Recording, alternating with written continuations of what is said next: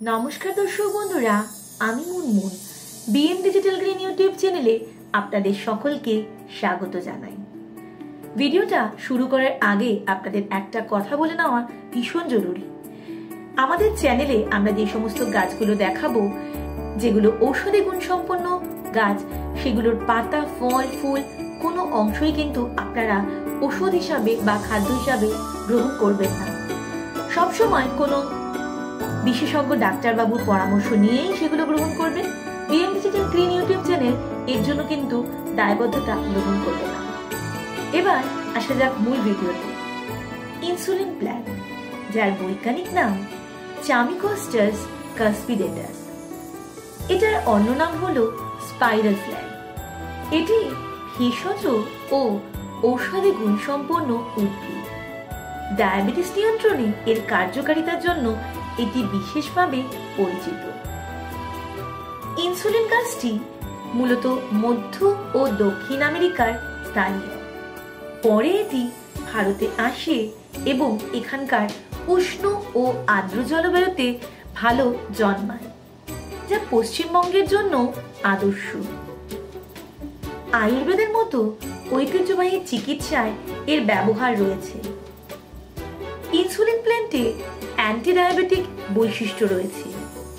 Insulin plant খুব সহজে আমরা আমাদের বাড়িতে চাষ করতে পারি।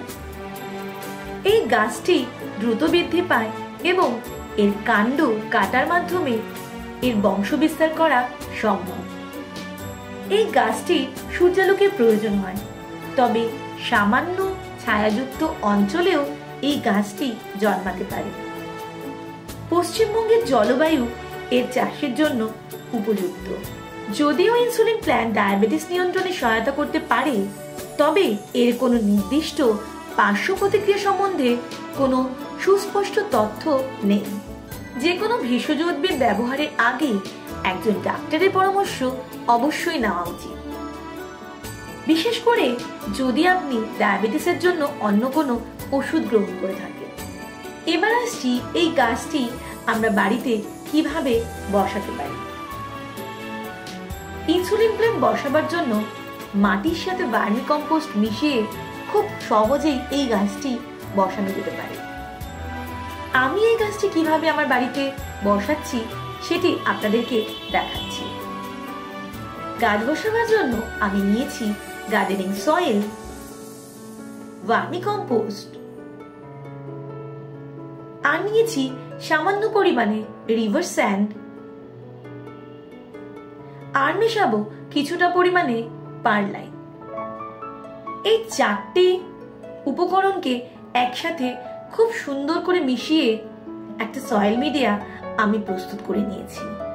একটা কাটারের সাহায্যে গ্রো ব্যাগটা খুব সুন্দর করে কেটে নিতে হবে, যাতে গাছের শিকড় কেটে না যায়।